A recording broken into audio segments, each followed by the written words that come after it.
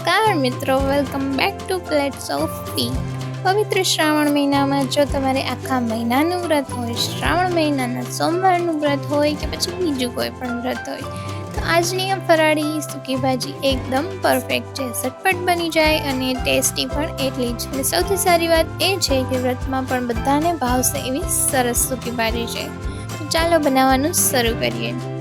અહીં મેં 20 થી 25 જેટલા બટેટા કુકરમાં બાફીને રેડી રાખ્યા છે. હવે તેની છાલ કાઢી લઈશું. જો તમને આવી જ ઇઝી અને ટેસ્ટી રેસીપી ગમતી હોય તો આપણી ચેનલને સબસ્ક્રાઇબ જરૂરથી કરજો અને બાજુમાં આવેલા બેલ આઇકન પર પણ જરૂરથી ક્લિક કરજો, જેથી મારી દરેક નવી રેસીપીની નોટિફિકેશન સૌથી પહેલાં તમને મળે. બટેટાને મીડિયમ સાઇઝના ટુકડામાં કટ કરી લઈશું.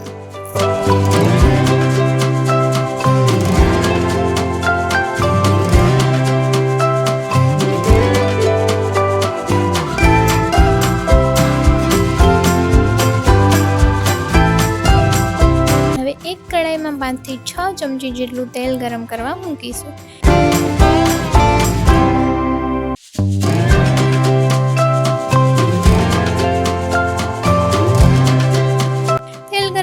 એટલે તેમાં 1 નાની ચમચી જેટલું જીરું એડ કરવાનું છે.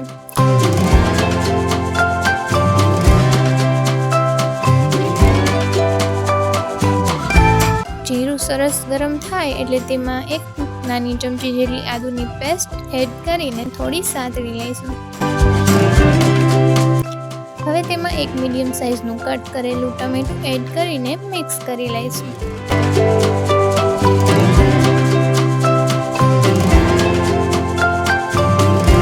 ત્યારબાદ તેમાં લીલા મરચાંના 6 થી 7 નાના ટુકડા અને થોડા લીમડાના પાન એડ કરીને ફરી એકવાર સરસ રીતે મિક્સ કરી લઈશું. જો તમને વધારે તીખું ભાવતું હોય તો તમે મરચાંની ક્વોન્ટિટી તે પ્રમાણે વધુ કે ઓછી કરી શકો છો. હવે તેમાં આપણે કટ કરેલા બટેટા એડ કરી દઈશું. હવે બટેટાને થોડી વાર માટે સરસ રીતે સાતળી લઈશું.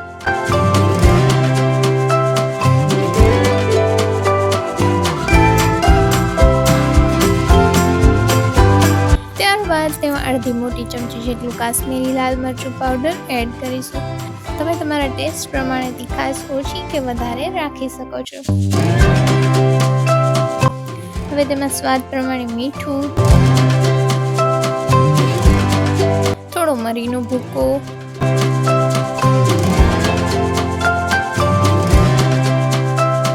અડધા લીંબુનો રસ,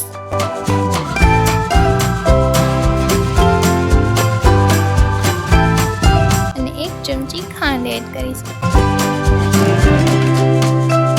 બધું સરસ રીતે મિક્સ કરી લઈશું, જેથી મસાલો બટેટા પર સરસ રીતે કોટ થઈ જાય.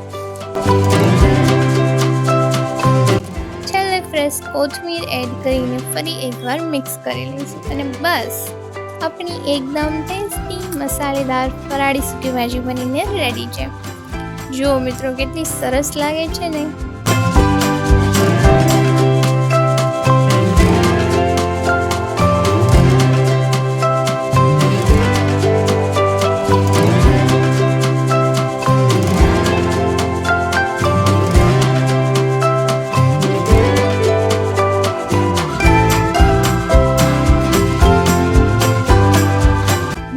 આ ભાજીને રાજગરાની પૂરી, ફરાળી વેફર, ફરાળી ચેવડો અને કાચા લીલા મરચાં સાથે સર્વ કરી છે.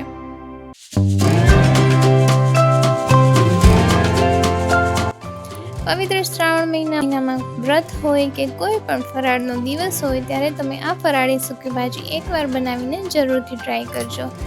ઇઝી પણ છે અને સ્વાદમાં પણ એકદમ જોરદાર લાગે છે. જો તમને આજની રેસીપી ગમી હોય તો લાઇક, શેર અને કોમેન્ટ કરવાનું અને પ્લેટ્સ ઓફ ટીને સબસ્ક્રાઇબ કરવાનું બિલકુલ ના ભૂલતા. ફરી મળીશું એક નવી અને ટેસ્ટી રેસીપી સાથે. ત્યાં સુધી આવજો.